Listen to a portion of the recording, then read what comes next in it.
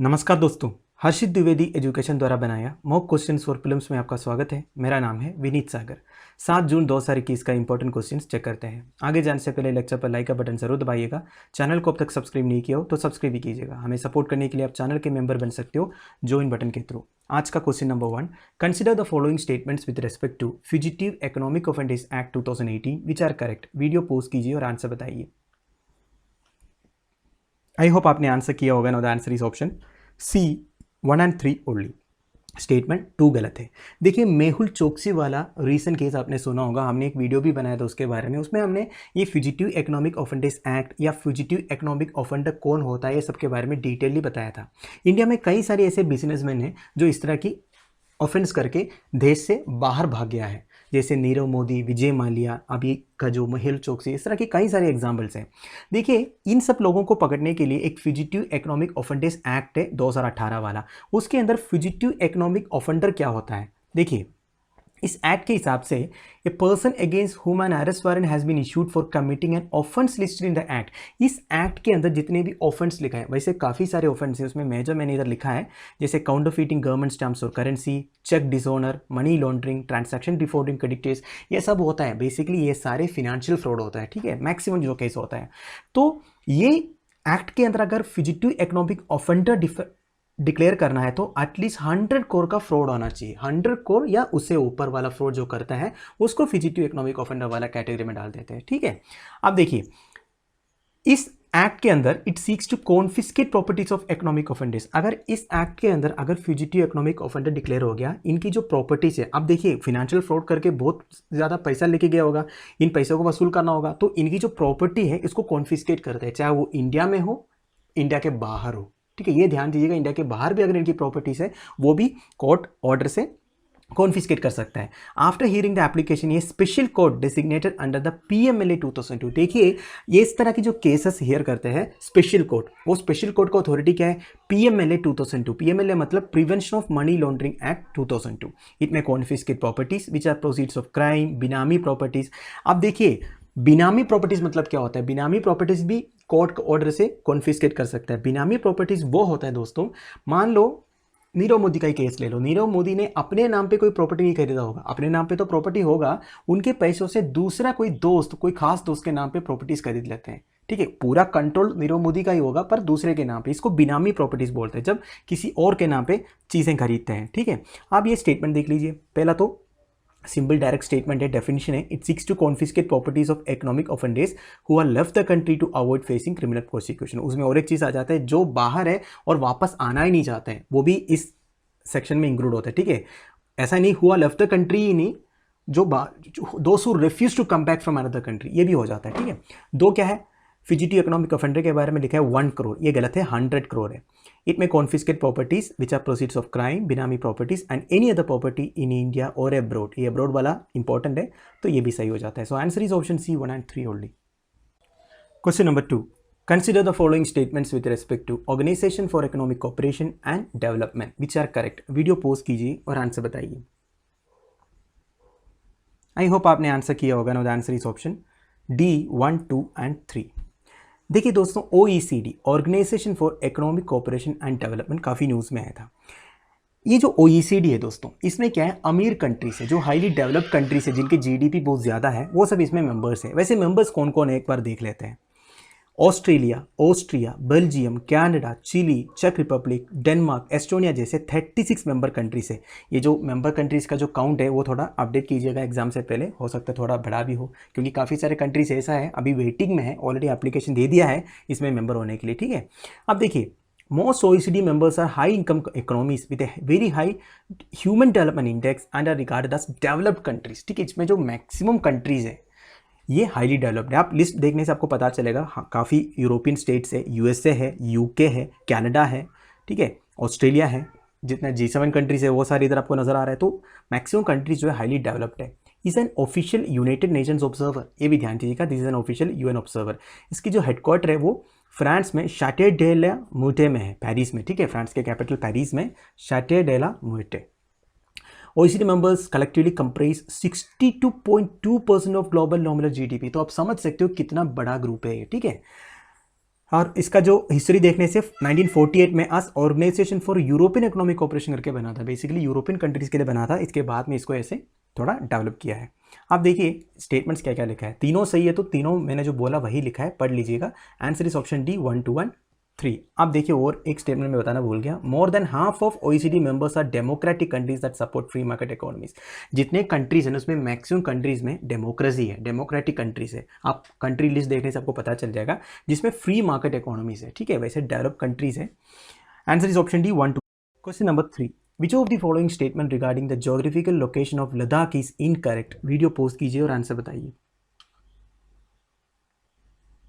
I hope आपने answer किया होगा। Now the answer is option B, bordered by Himachal Pradesh and Uttarakhand to the south. देखिए दोस्तों, लद्दाख का मैप सबसे पहले देख लेते हैं, तब आपको ईजिली समझ में आ जाएगा। लद्दाख आपको दिख रहा है येलो कलर में, जम्मू एंड कश्मीर इधर दिख रहा है। वैसे इफेक्टिवली लद्दाख का पूरा जो एरिया हमारे पास नहीं है, क्योंकि अक्साई चीन वाले एरिया इधर आता है, पर हमारे जो पॉलिटिकल मैप के हिसाब से हमारा मैप ऐसा ही है, Jammu and Kashmir and Ladakh union territory का पॉलिटिकल मैप यही है। एक्चुअली बोला जाए तो ये हमारा ही जगह है, दूसरे लोगों ने छीन के रखा है। हम थोड़ा पीस मेंटेन करने के लिए ज़्यादा कुछ कर नहीं रहे, वो अलग बात है, ठीक है। पर ये जितनी भी जगह मैप में दिख रहे हैं वो हमारा ही है, हमारा ही रहेगा। देखिए दोस्तों, लद्दाख का सतेन बॉर्डर जो है पूरा हिमाचल प्रदेश है, वेरी इंपॉर्टेंट, ठीक है, ध्यान दीजिएगा। इसमें उत्तराखंड हिमाचल प्रदेश के नीचे आएगा, इसलिए उत्तराखंड का तो बात नहीं करना है। लद्दाख का नॉर्थ वेस्टर्न साइड आप देखिए, जिलजिल बल्तिस्तान, बेसिकली पाकिस्तान ऑक्यूपेड कश्मीर है, तो ये आ जाता है। राइट साइड में आपको ऑब्वियसली तिब्बत नजर आएगा। एंड इधर जो है दोस्तों, ये जो एरिया मैप में तो नहीं है, ये काराकोरम पास है, जो काराकोरम हाईवे की तरफ एक पास है, काराकोरम पास, ठीक है। So answer is very simple, bordered by Himachal Pradesh and Uttarakhand to the south लिखा है, ये गलत है क्योंकि उत्तराखंड कहीं आ ही नहीं रहा है। So answer is option B. Question number 4. Recently, Performance Grading Index for 2019-20 of Education Ministry was released. Which of the following were the index monitors used for the same? Video post कीजिए और answer बताइए। I hope आपने answer किया होगा। No the answer is option D 1 2 3 and 4। अब देखिए, performance grading index for 2019-20 education ministry की तरफ से रिलीज हुआ था। इसके लिए क्या क्या क्राइटेरियाज यूज़ किया है, क्या क्या इंडेक्स मॉनिटर्स यूज़ किया है, चारों जो लिखा है चारों मॉनिटर्स है। अब देखिए दोस्तों, न्यूज़ तो सुबह हर्षित सर ने कवर किया था, आपको पता चल गया होगा। Punjab, Tamil Nadu and Kerala top 3 positions लिया है, इनको 90% से एबोव मार्क मिला है बेसिकली, ठीक है।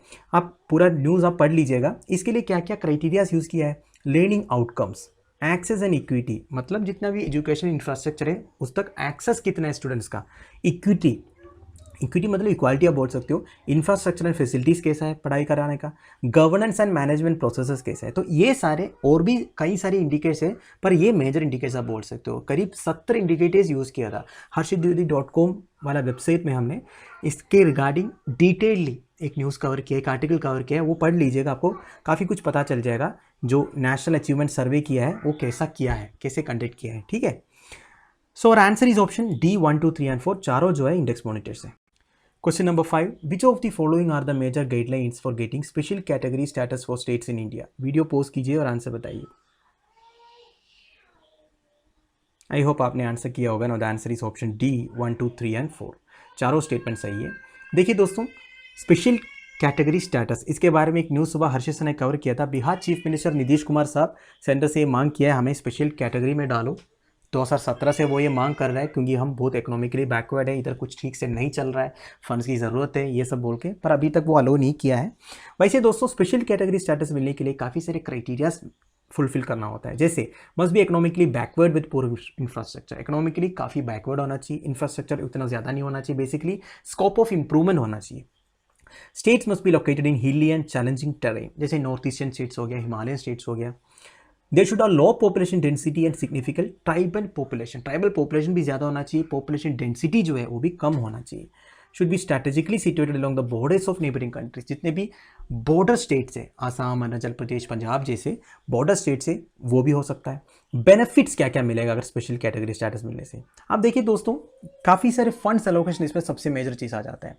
सेंटर जब फंड एलोकेट करते हैं ना, तो स्पेशल कैटेगरी स्टेट के लिए काफ़ी फंड एलो करते हैं। इसका एक रीज़न भी मैं बता देता हूँ दोस्तों। देखिए, एक जनरल स्टेट है, अब मान लो तमिलनाडु है, तमिलनाडु में इतना ज़्यादा हिली एरिया नहीं है, ईस्टर्न साइड में तो पूरा कोस्टल एरिया आ जाता है। उधर अगर पॉइंट ए से पॉइंट बी तक एक रोड बनवाना है, तो मान लो इसके लिए 10 लाख रुपए की ज़रूरत है, पर ये सेम रोड मान ली रोड है 1 किलोमीटर का, ये सेम रोड अगर आपको सिक्किम में बनवाना है जहाँ हिली एरिया है तो क्या होगा, पूरा हिली एरिया में ये सेम काम करवाने के लिए ज़्यादा पैसे की ज़रूरत तो होगा ही, है कि नहीं, क्योंकि हिली एरिया है उधर लेबर ज़्यादा चाहिए, ज़्यादा मशीनरी की ज़रूरत है, तो ये 10 लाख से उधर काम चलेगा क्या। तो ये तो बेसिक एक लॉजिक मैंने बोला, ठीक है। स्पेशल कैटेगरी स्टेटस इसलिए देते हैं कुछ स्टेट्स को हिली एंड टेरेन रीजन के लिए, मैंने एक ही एग्जाम्पल बोला, काफ़ी सारे बोल सकता हूँ वैसे। अब देखिए क्या क्या बेनिफिट्स मिलेंगे, एक तो सेंट्रल फंड ज़्यादा मिलेंगे, 30% of centre's gross budget also goes to special category states, centre का जो बजट का 30% जो होता है वो स्पेशल कैटेगरी स्टेट्स को मिलता है, ठीक है। Debt swapping, debt relief schemes वगैरह अवेल कर सकता है, फिर custom duty, corporate tax, income tax and other taxes to attract investment. देखिए इन्वेस्टमेंट को अट्रैक्ट करने के लिए कंपनी से ये बोल सकते हैं इधर कॉर्पोरेट टैक्स कम में नहीं है, बेसिकली इनकम टैक्स नहीं है। आप मुझे कमेंट बॉक्स में बताइए ऐसा एक स्टेट इंडिया में जहां इनकम टैक्स बिल्कुल नहीं लगता है। Special category states have the facility if they have unspend money in a financial year it does not lapse. देखिए वैसे फाइनेंशियल ईयर में सेंटर जितने फंड्स एलोकेट करते हैं स्टेट्स को उसी फाइनेंशियल ईयर में खत्म करना होता है, अगर नहीं किया तो लैप्स हो जाता है। पर स्पेशल कैटेगरी स्टेट्स के लिए ऐसा कुछ रूल नहीं है, वो आगे वाला साल में कैरी फॉरवर्ड हो जाएगा। सो answer is option D 1, 2, 3 and 4, वही लिखा है जो मैंने अभी आपको बोला। तो दोस्तों हमारा डेली 5 मॉक क्वेश्चन इधर खत्म हो रहा है। सैटरडे को एक क्वेश्चन पूछा था, religion of early Vedic Aryans was primarily of, 2012 की यूपीसी प्रीलिम्स का क्वेश्चन है। Answer is option C, worship of nature and yajnas. देखिए डायरेक्ट हिस्ट्री क्वेश्चन है, ज़्यादा एक्सप्लेनेशन की जरूरत नहीं है, जो अच्छी तरह पढ़ा होगा वैदिक आर्यंस के बारे में वो आराम से लिख सकता है। आज का क्वेश्चन देख लीजिए, 2012 में ही पूछा था, ज्योग्राफी से रिलेटेड है। Which of the factors influence the ocean currents, इस क्वेश्चन का आंसर आप मुझे कमेंट बॉक्स में बता दीजिएगा। तो दोस्तों ये वीडियो मैं इधर फिनिश कर रहा हूँ, आई होप आप लोगों को कुछ सीखने को मिल रहा होगा। मैक्सिमम शेयर कीजिएगा वीडियो को, जितने लोग इस वीडियो को देख रहे हो दोस्तों लाइक एंड कमेंट के बिना मत जाइएगा, आप जितना लाइक एंड कमेंट करते हो उतना यूट्यूब हमारे वीडियोस को रिकमेंड करते हैं। लेक्चर की PDF एज यूजुअल आपको टेलीग्राम चैनल में मिल जाएगा जिसका लिंक नीचे प्रोवाइडेड है। Thank you for watching, bye bye, have a nice day.